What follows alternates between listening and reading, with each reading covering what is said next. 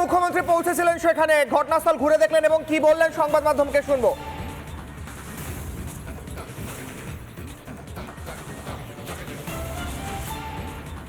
Police commissioner স্পটে ছিলেন, তিনি আমাকে টাইম টু টাইম মেসেজ দিয়েছেন এটা ডিজাস্টার।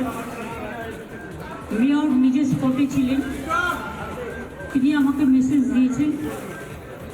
সুজিত ঘোষ আমাদের ফায়ার ব্রিগেড মিনিস্টার, তারাও সারা রাত এখানে ছিলেন। আপনারা জানেন এগুলো খুব কনজেস্টেড এরিয়া, আর এটা আজকে তৈরি হয়েছে তা নয়। এরিয়াগুলো বছর পর বছর ধরে বছর ধরে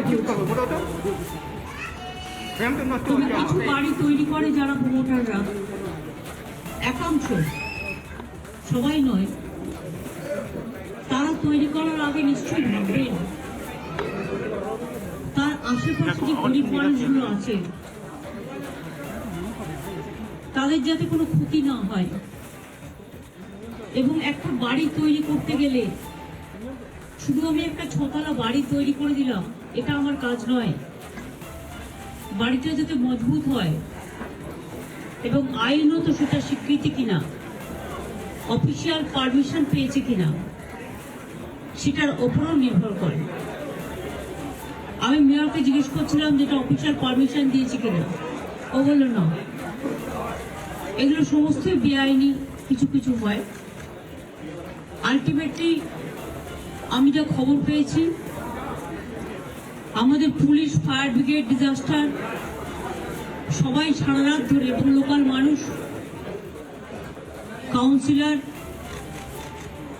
স্থানীয় যুবক যুবতীরা, এলাকার ক্লাবগুলো সকলে মিলেই, রমজান মাস চলছে, এইসব এলাকায় সকলেই উপবাস করে থাকেন। তা সত্ত্বেও এরকম একটা দুর্ঘটনা ঘটে গেছে, যার জন্য আমরা সকলেই মর্মাহত। এবং এখনো পর্যন্ত যেটা রিপোর্ট আছে, 2 জন মারা গেছে, বাদ বাকি এখনো 5-6 জন ট্র্যাপ আছে। তার মধ্যে আমি এক্ষুনি খবর পেলাম একজনের পা আটকে আছে, বেঁচে আছে, তাকে হয়তো বের করে দিবে। এরকম ভেতরে ঢুকতে একটু টাইম লাগছিল, তো এখন মোটামুটি তারা ভেতরে ঢুকে গেছে। রেস্কিউ অপারেশনটা যত তাড়াতাড়ি হবে তত ভালো। এবং তাদের পরিবার পরিজনরা হসপিটালে আছে। এখানে হেলথ ডিপার্টমেন্ট থেকে শুরু করে, ডিজাস্টার ডিপার্টমেন্ট থেকে শুরু করে, ফায়ার ব্রিগেড ডিপার্টমেন্ট থেকে শুরু করে, কর্পোরেশন ডিপার্টমেন্টের সকলেই আছে, স্থানীয় মানুষরাও আছেন।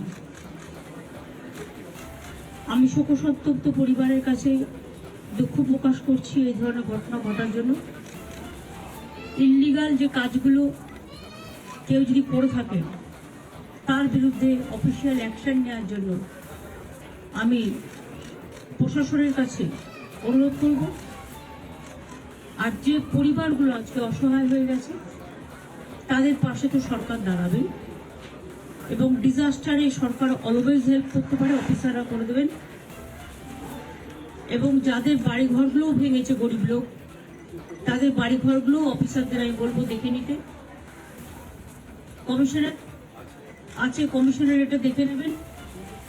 তাদের পরিবারগুলো, প্লাস যারা ইনজিওর্ড হয়েছে তাদের পরিবারগুলো, প্লাস ঘর বাড়িগুলো, প্লাস বেআইনি যে কাজের জন্য এই ঘটনা ঘটেছে, অ্যাকশন নেওয়ার জন্য। মুখ্যমন্ত্রী বলছেন সরকার পাশে থাকবে, সমস্ত বিষয় দেখে নেওয়া হবে, কিন্তু প্রশ্ন উঠছে যে যেখানে বেআইনি নির্মাণের কারণে 2 জনের মৃত্যু ইতিমধ্যেই হয়েছে, বেশ কয়েকজন আশঙ্কাজনক অবস্থায় হাসপাতালে ভর্তি, তাদের বাড়িও ছিল না, তারা পাশে থাকতেন। একটি বেআইনি নির্মাণ ভেঙে পড়ে তাদের মৃত্যু হলো কিংবা তারা আশঙ্কাজনক অবস্থায় হাসপাতালে ভর্তি হলেন, এর দায় সরকার নেবে। সরকার সেখানে কেন এই বেআইনি নির্মাণ বন্ধ করতে পারেনি সেই প্রশ্নের উত্তর সরকার দেবে। মুখ্যমন্ত্রী নিজে বলছেন, পুরমন্ত্রী নিজে বলছেন, মেয়র নিজে বলছেন বেআইনি নির্মাণ। তবে বেআইনি নির্মাণ হলো কি করে, বেআইনি নির্মাণ কেন বন্ধ করা গেল না, সেই দায় কার, সেই ব্যর্থতা কার, সেটা কে স্বীকার করবে বা কে বলবে, তার উত্তর কে দেবে প্রশ্ন করছি আমরা রিপাবলিক বাংলায়। মানুষের কণ্ঠস্বরে আমরা বারবার প্রশ্ন করেছি, আবারও প্রশ্ন করব সরকারের কাছে। বেআইনি নির্মাণ যখন অনেক আছে বলছেন, তখন সেই বেআইনি নির্মাণগুলোর কি ব্যবস্থা করবেন? আজকে রাত্রের মধ্যে ভেঙে দেবেন সেই বেআইনি নির্মাণগুলো? প্রশ্ন করছি সরকারের কাছে। আবারও ফিরবো তুলিকার কাছে। তুলিকা, এই মুহূর্তে যেখানে ভেঙে পড়েছে বাড়ি, মুখ্যমন্ত্রী বলছেন আশপাশে আরো বেশ কিছু বেআইনি নির্মাণ রয়েছে, সেটা বাম আমলে তৈরি, যদি মেনেও নি তাহলে এগুলোর ব্যবস্থা কবে হবে? এই মুহূর্তে কি সরকার ভাবছে ভেঙে দেওয়া হবে এই বাড়িগুলো? এই মুহূর্তে কি পরিস্থিতি তুলিকা?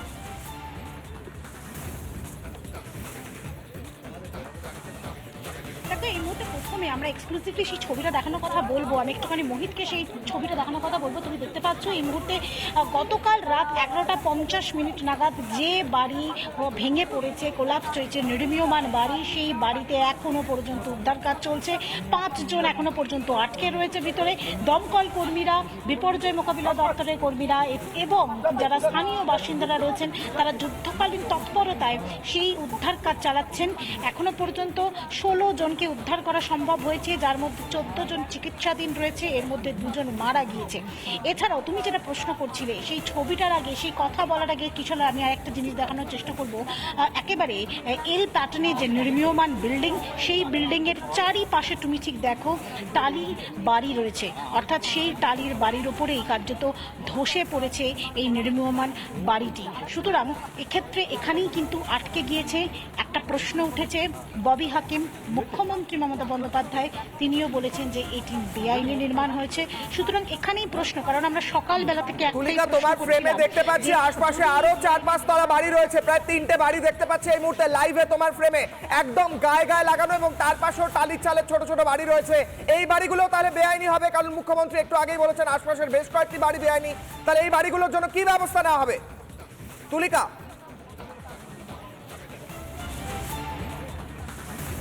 দেখো, সেই প্রশ্নই কিন্তু করেছিলাম, তার কারণ 3 ফুট বা 4 ফুটের যে গলি, সেই গলির ভিতরে কিভাবে এই বাড়ি নির্মাণ হতে পারে? তাহলে কি কোনো নজরদারির অভাব ছিল?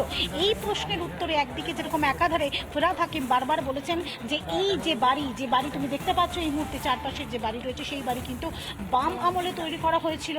এই মুহূর্তে কাউন্সিলরের পক্ষে এই প্রশ্ন করা হয়েছিল যে কাউন্সিলরের কাছে কোনো খবর ছিল না। তিনি বলছেন কাউন্সিলরের কাছে কি করে খবর থাকবে? কলকাতা পুরসভার পক্ষে সমস্ত জায়গা দেখা সম্ভব না। সেক্ষেত্রে এটা প্রশ্ন উঠছে যে ইতিমধ্যেই যে বাড়ি, সেই বাড়ি, এই যে বেআইনি বাড়ি, কোনগুলো বেআইনি বাড়ি, সেগুলো কি এবার দেখা বা সেগুলো কি এবার নজরদারি করবে? কিন্তু এটাই প্রশ্ন উঠছে যে যখন কোনো মানুষের প্রাণ যায়, যখন কোনো ঘটনা ঘটে, তারপরেই কেন উদ্যোগ নেওয়া হয় প্রশাসনের পক্ষ থেকে, তারপরেই কেন সরকারের পক্ষ থেকে উদ্যোগ নেওয়া হয়? তার আগে কেন তুলিকা, নজর রাখো। তুমি যে বাড়িগুলির ছবি দেখাচ্ছ তার মধ্যেও বেশ কয়েকটি নির্মীয়মান বাড়ি রয়েছে, অর্থাৎ বাম আমলের থেকে যদি তৈরি করা হওয়া শুরু হয়, তাহলে 30 বছর ধরে এই বাড়িগুলি কি তৈরি হচ্ছে? 15 বছর ধরে তৈরি হচ্ছে?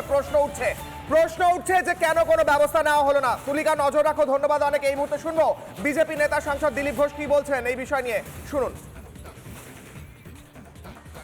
বেআইনি বিল্ডিং ডেভেলপমেন্ট তো খুব হচ্ছে, তাতে কাউন্সিলর, এমএলএ, এমপি সবাই টাকা খাচ্ছে, লোকাল লিডাররা খাচ্ছে।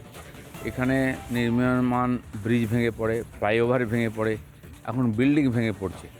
বিল্ডিং যদি রং করে হাতে দিয়ে দিত, তারপর মানুষ হতে থাকতো, তারপর যদি ভাঙতো, তাহলে কি অবস্থা হতো?